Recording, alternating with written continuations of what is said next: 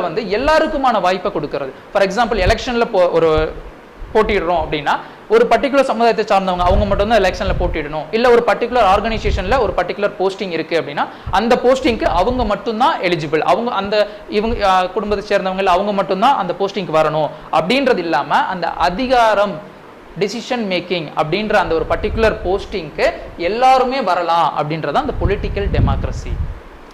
அவங்க எடுக்கக்கூடிய முடிவுகள் நம்ம எடுக்கக்கூடிய முடிவுகளில் எல்லாருக்குமானது. ஒரு பர்டிகுலர் குடும்பத்தை சேர்ந்தவங்க மட்டுமே முடிவு எடுத்துட்டு வரக்கூடாது.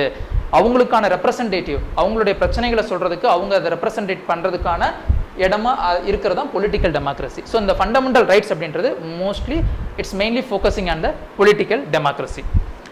So this are all the basic features of the fundamental rights. So next what are all the fundamental rights, என்னென்ன ஃபண்டமெண்டல் ரைட்ஸ் இருக்கு, அதில் என்ன நம்ம டெவலப் பண்ணாங்க அப்படின்றது பார்க்கலாம். ஃபர்ஸ்ட் இனிஷியலா yes sir I will tell you.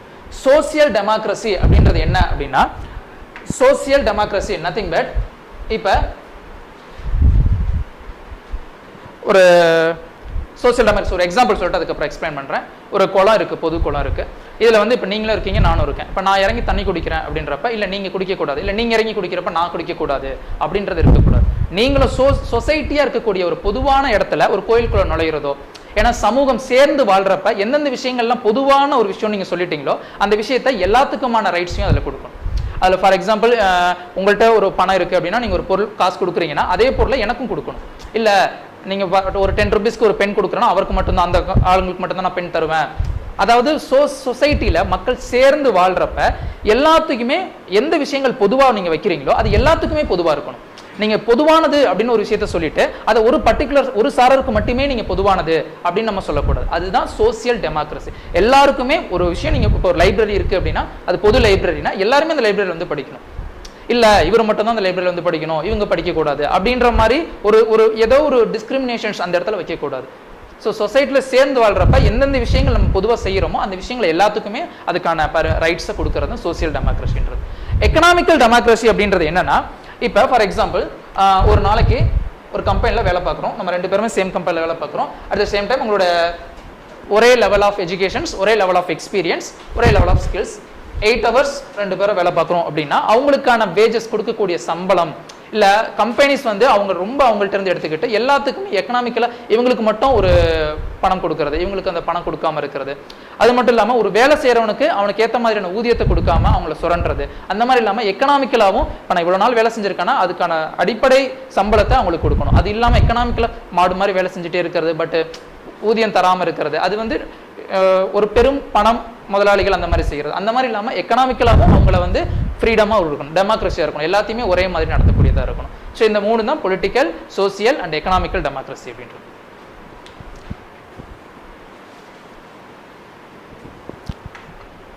So next நம்ம பார்க்க போகிறது what are the fundamental rights which are given in our constitutions.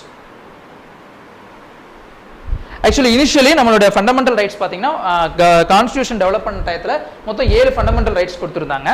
But இதில் ஒரே ஒரு ஃபண்டமெண்டல் ரைட்ஸை மட்டும் தூக்கிட்டாங்க. அது என்ன ரீசன் அப்படின்றத நம்ம பின்னாடி பார்ப்போம். ஃபர்ஸ்ட் என்னென்ன ஃபண்டமெண்டல் ரைட்ஸ் இனிஷியலாக சொல்லியிருந்தாங்க அப்படின்றத பார்ப்போம். First right to freedom, sorry right to equality.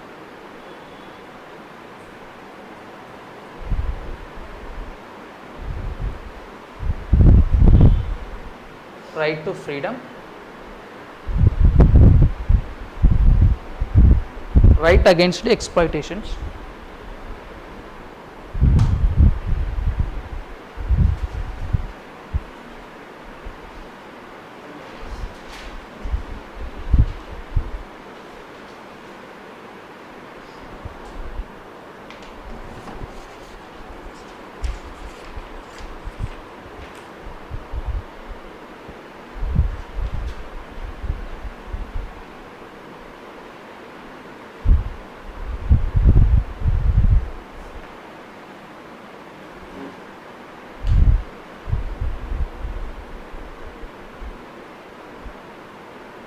right to freedom of religion, cultural and educational rights,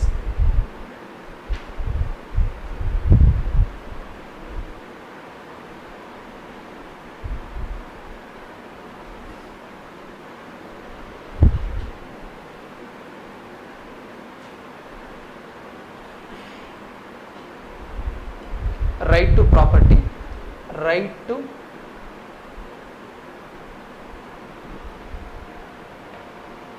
constitutional remedies.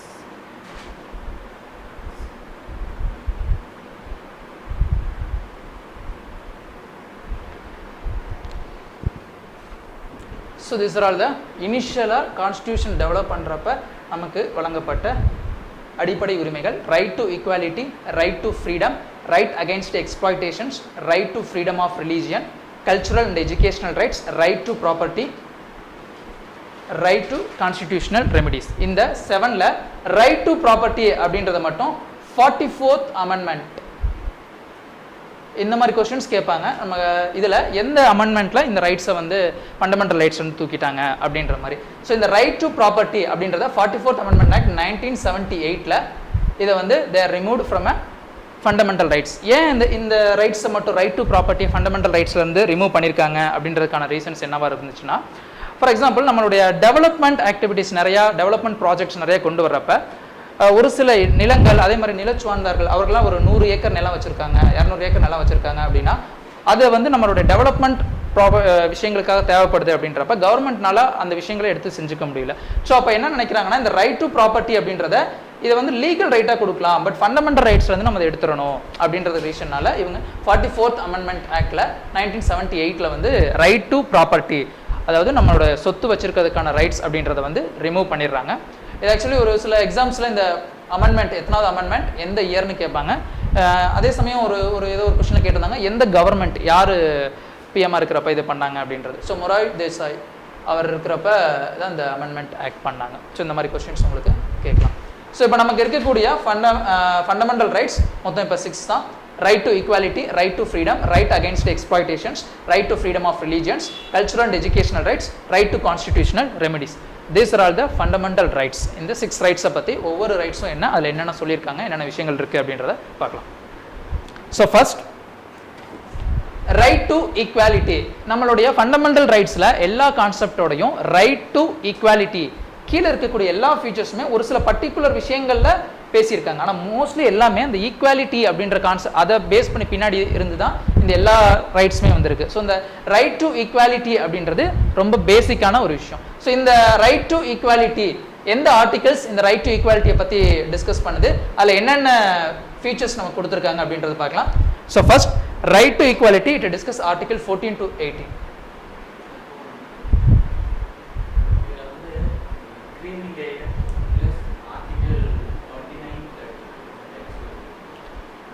Creamy layer. Okay sir, first creamy layer அப்படின்றது என்னன்னா, நமக்கு வந்து சோசியல் ஜஸ்டிஸ், அதாவது நம்ம சமூக நீதி அப்படின்றத கொண்டு வரணுங்கிறதுக்காக பிற்படுத்தப்பட்டோருக்கான இடஒதுக்கீடு அப்படின்றது வந்துச்சு.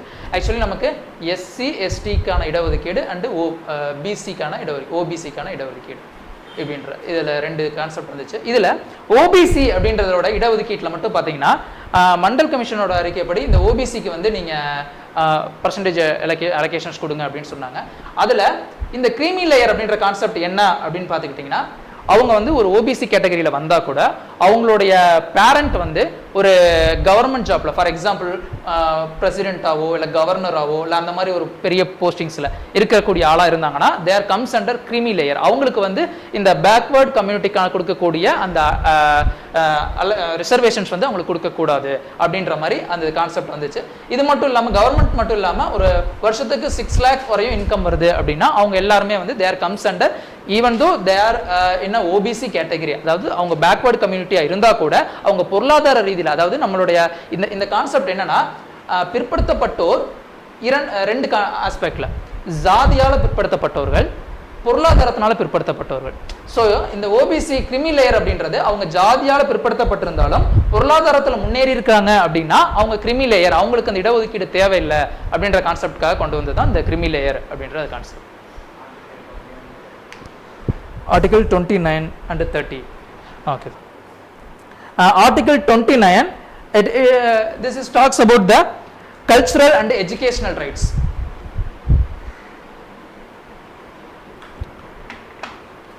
Article 29 cultural and educational rights kaga.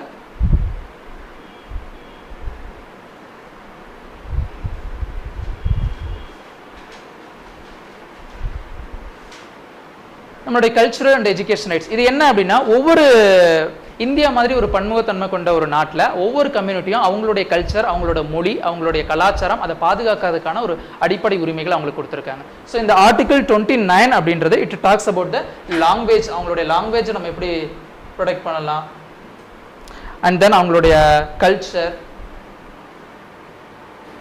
Even தான் அவங்க மைனாரிட்டிஸாக இருந்தாங்கன்னா அது இது ரிலேட்டடாக டிஸ்கஸ் பண்ணுறது தான் ஆர்டிகல் 29. அண்ட் ஆர்டிகல் 30 அப்படின்றது வந்து ரைட் டு எஜுகேஷன்ஸ். அது இனிஷியலாக வந்து அவங்க ஒரு ஏஜ் மென்ஷன் பண்ணாமல் எலிமெண்ட்ரி இது வரையும் ஆக்சுவலி ரைட் டு எஜுகேஷன்ஸ் ஒரு பர்டிகுலர் ஏஜ் சொல்லாமல் இது டைரக்டிவ் பிரின்சிபல் ஆஃப் ஸ்டேட் பாலிசியில் டிபிஎஸ்பியில் தான் இருந்தது. ஸோ பட் கவர்மெண்ட் வந்து ரீசெண்டாக இல்லை எஜுகேஷன் தான் ஒரு கண்ட்ரி டெவலப் ஆகணும், இல்லை ஒரு சமுதாயம் முன்னேறி வரணும் அப்படின்னா அவங்களுக்கு முக்கியமானது வந்து எஜுகேஷன் தான். ஸோ நீங்கள் எஜுகேஷன்ஸ் வந்து ஃபண்டமெண்டல் ரைட்ஸில் வரணும் அப்படின்றனால 6 to 14 வரையும் இருக்கக்கூடிய குழந்தைகளுக்கு ஆரம்ப கல்வியை வந்து கட்டாயம் கொடுத்தாகணும் அப்படின்றனால அந்த 6 to 14 ஏஜ் இருக்கக்கூடிய குழந்தைங்களை வந்து அடிப்படை கல்வி வந்து அடிப்படை உரிமை கீழே கொண்டு வந்திருந்தாங்க.